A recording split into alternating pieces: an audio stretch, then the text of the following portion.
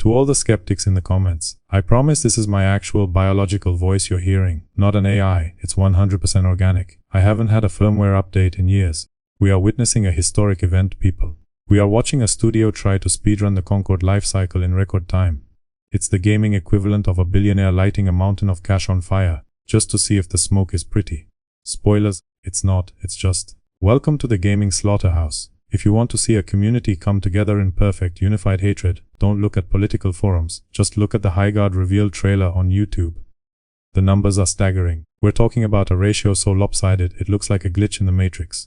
When you have 5,000 likes and 60,000 dislikes, you haven't just missed the mark. You've shot the mark, buried it in a shallow grave, and danced on the dirt. The comment section is the real MVP here. It's a comedy goldmine. It's a sea of who is this for and dead on arrival. Usually, companies try to scrub the hate. They try to hide the dislike count. But this is a landslide. It's the internet's way of saying, no thank you with a megaphone. The marketing team probably thought they were dropping a bombshell. Instead, they dropped a wet paper bag of disappointment. YouTube is the ultimate litmus test. It's the democratic voice of the gamer. And right now, that voice is screaming for an exit strategy. You can't SEO optimize your way out of a bad product. You can't buy enough engagement to fix a soul-crushing lack of interest. The algorithm has smelled blood in the water. Every time someone searches for Highguard, the first 10 results are creators like me, sharpening their knives. It's not just a bad launch. It's a public execution. The devs are probably sitting in a glass-walled office right now, staring at a line graph that's pointing straight to the center of the earth. They thought the YouTube algorithm would save them. They thought a flashy cinematic with some licensed pop music would hide the fact that the actual gameplay looks like a mobile game from 2014. They were wrong. The YouTube audience is many things, but they aren't stupid. They can see the desperation through the 4K resolution. This isn't marketing. It's a cry for help that no one is going to answer. Let's talk about the elephant in the room. That's wearing a neon inclusion t-shirt. Highguard isn't a game. It's a lecture disguised as a hero shooter. It's what happens when you let an HR department design a combat system. We've seen this script 1,000 times. The developers talk more about representation and safety than they do about, fun. They are chasing the modern audience, a mythical creature that exists only in investor slide decks and Twitter bubbles. Here's the reality check: the modern audience doesn't play video games. They just complain about them on social media. They don't buy battle passes. They don't grind for skins.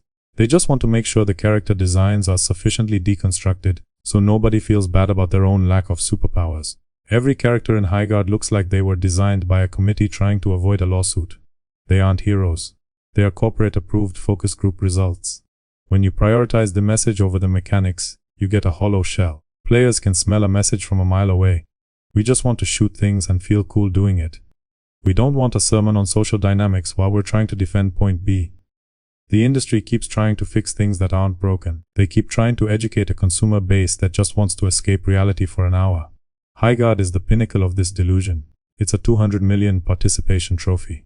The irony is that in trying to include everyone, they've managed to interest no one. The characters have no edge. They have no personality beyond their assigned demographic traits. It's a checklist, not a cast. You look at these designs and you don't see a warrior you want to master. You see a corporate consultant's vision of what a safe protagonist looks like. It's bland, it's beige, it's the digital equivalent of unflavored oatmeal. And the developers are shocked that the world isn't lining up to take a bite. Watching the dialogue in Highguard is like watching your grandfather try to use the word skibidi in a sentence. It's painful, it's cringe-inducing. It's a corporate interpretation of Gen Z slang that was outdated 3 years ago. The characters talk in quips that feel like they were written by an AI trained exclusively on Joss Whedon outtakes and TikTok captions from 2022. Check out this vibe. No cap, we're winning. It's the linguistic equivalent of nails on a chalkboard. It's desperate. It's the cool youth pastor of video games. You can almost feel the 45-year-old executive in a boardroom saying, the kids love the slang. Put more Riz in the ultimate ability. It completely breaks any sense of immersion. Instead of feeling like a badass mercenary, you feel like you're trapped in a permanent, high school orientation. Authenticity is the currency of the youth, and Highguard is bankrupt. You can't manufacture cool. You can't force a meme. When a game tries this hard to be relatable, it achieves the exact opposite. It becomes a parody of itself.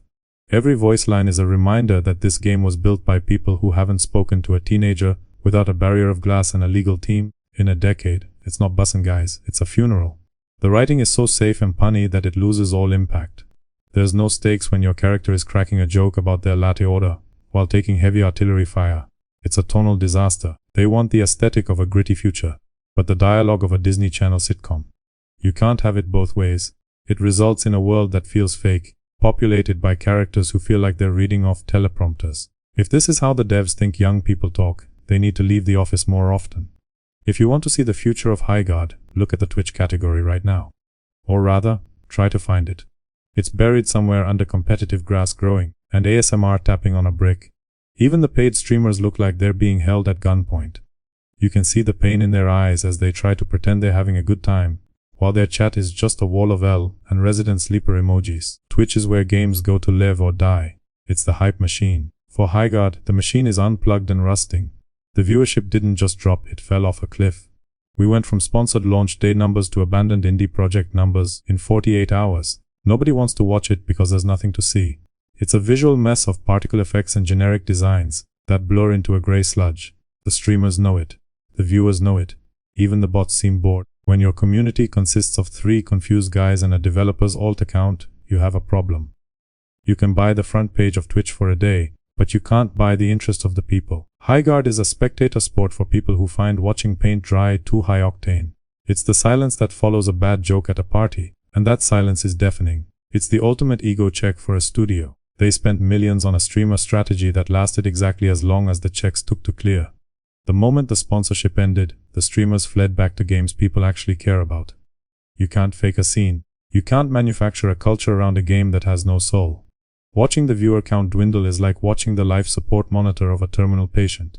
Except in this case, the patient was born dead. This is my favorite part of the disaster, the pure, unadulterated hubris. Before the game even launched, before a single soul outside of a paid shield touched the controller, they announced Season 2 and 3 content. They were so confident in their proven formula that they pre-ordered the victory parade. They built a 10-year roadmap for a game that won't survive 10 weeks. It's the live service brain rot. They think they can just fix it in post. They think if they keep pumping out content, eventually people will show up. Newsflash: content is only valuable if people want the base product.